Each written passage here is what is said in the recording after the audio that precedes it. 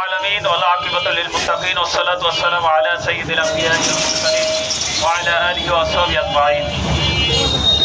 ইসলামী ছাত্র আন্দোলন বাংলাদেশ মেহেন্দিগঞ্জ উপজেলা শাখা কর্তৃক আয়োজিত আজকের এই ফিলিস্তিনে ইসরায়েল কর্তৃক বর্বরচিত হামলার প্রতিবাদে, ইন্ডিয়ায় আমাদের মুসলমান ভাই বোনদের উপর আক্রমণের প্রতিবাদে আজকের এই জুমা পূর্ব প্রতিবাদ বিক্ষোভ মিছিলের সম্মানিত সভাপতি, উপস্থিত বিক্ষুব্ধ জনতা, আমরা আজকে এখানে কেন এসেছি সকলেই জানেন। ইসরায়েল একটি জারজ রাষ্ট্র, রাষ্ট্রের মূলে কোনো অস্তিত্ব ছিল না। ওরা ছিল কামলা বদলা, ওদেরকে মুসলমানেরা থাকতে বসতে কামলা নিয়েছিল। এরপর ওরা জোরপূর্বক আমাদের স্বাধীন ফিলিস্তিন মুসলমান রাষ্ট্রকে এখন দখল করে রেখেছে। শুধু তাই নয়, আমাদের বাইতুল আকসা পর্যন্ত ওরা দখলে রেখেছে। শুধু তাই নয়, এখন নিরীহ নির্বিচারে আমাদের ফিলিস্তিনি মুসলমানদের উপর সাহারি খাইতে উঠেছেন আমাদের মুসলমান ভাই বোনেরা। সেই মুহূর্তে ওরা আমাদের মুসলমানদের উপর আক্রমণ করেছে। এখন পর্যন্ত প্রায় 600-700 মুসলমান, তার মধ্যে ছোট ছোট নিষ্পাপ শিশু সন্তান বাচ্চাও রয়েছে, নারী পুরুষ রয়েছে। তাদের উপর হত্যা আক্রমণ করে ওরা প্রমাণ করতে চেয়েছে ওদের অস্তিত্ব এখন বিলীনের পথে হবে ইনশাআল্লাহ। তাম বিশ্বের মুসলমানরা এখন জেগেছে।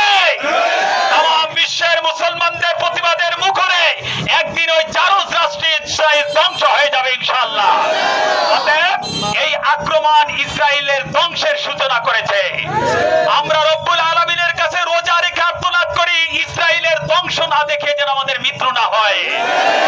ওই আমেরিকা লাল কুত্তাদের ধ্বংস না দেখে যেন আমাদের মৃত্যু না হয়। পরবর্তী হলো ভারতের বিরুদ্ধে। অনেকেই বলে, অনেকের কাছে ভারত বন্ধু রাষ্ট্র। হ্যাঁ, তারা আমাদের কোন একদিন বন্ধু রাষ্ট্র ছিল, এখন আর বন্ধু রাষ্ট্র নেই। এখন তারা মুসলমানদের শত্রু রাষ্ট্রে পরিণত হয়েছে। কারণ মুসলমান বন্ধু রাষ্ট্র কখনো এক বন্ধু আরেক বন্ধুর কখনো ক্ষতি করতে পারে না। আজকে আমাদের বাংলাদেশের মধ্যে হিন্দুরা রয়েছে মায়ের কোলে, শিশু যেমন নিরাপদ, অন্যান্য ধর্মাবলম্বীরা আমাদের কাছে তেমনি নিরাপদে স্থান রয়েছে। কিন্তু নিরীহ ভারতে নিরীহ মুসলমানদের উপর কেন অত্যাচার হবে? ওই কসাই নরেন্দ্র মোদী কেন মুখ খুলছে না?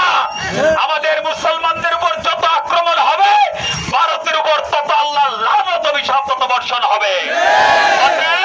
এই ঈদে সকলের কাছে সবিনয় অনুরোধ জানাতে চাই, পেপসি, কোকা কোলা, 7 আপ ভারতীয় পণ্য, ইসরায়েলি পণ্য, আমেরিকার পণ্যকে বয়কট করুন। আমরা ডিপ টিউবওয়েলের পানি ব্যবহার করি, গোটা ডিপ টিউবওয়েলের পানি যদি কোকা কোলায় পরিণত হয়ে যায়, ডিপ টিউবওয়েলের পানি বাদ দিয়ে প্রয়োজনে নদীর পানি খাবো। তারপর আমরা ইসরায়েলি কোনো পণ্য ব্যবহার করব না। আমরা পুকুরের পানি ব্যবহার করি। সমস্ত পুকুরের পানি যদি পেপসি, কোকা কোলা হয়ে যায়, প্রয়োজনে পানি না খেয়ে থাকবো, শুধু খেজুর দিয়ে ইফতার করবো। তারপর ওই আমেরিকা, ইসরায়েল, ভারতের কোনো পণ্য ব্যবহার করব না।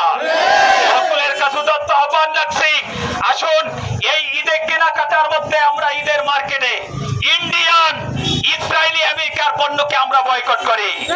যারা ইন্ডিয়া, ইসরায়েল, আমেরিকার পণ্য ক্রয় করবেন, তারা মুসলমানদের রক্তকে ক্রয় করবেন। কারণ ওরা আমাদের মুসলমানদের ভাই বোনদের রক্ত নিয়ে ছিনিমিনি খেলবে। তা নিয়ে আপনি ব্যবসা করবেন, পোশাক দেবেন, এটা মুসলমানে পারে না। যারা ইসরায়েল, ভারতীয়, আমেরিকার পণ্য নিয়ে ব্যবসা করতেছেন, আপনি আজকে থেকে আপনার ব্যবসাকে আস্তে আস্তে গুটিয়ে নেন। কারণ আপনি মুসলমানের রক্ত নিয়ে ব্যবসা করবেন না। আমরা যদি ওদের পণ্যকে বয়কট করি, ওদের অর্থনৈতিক বিশাল দশ নামবে। আপনার আমার এই অর্থ দিয়ে ওরা আমাদের মুসলমানদের উপরে নির্বিচারে বোমা বর্ষণ করে, আমাদের মুসলমানদের উপরে আক্রমণ করে।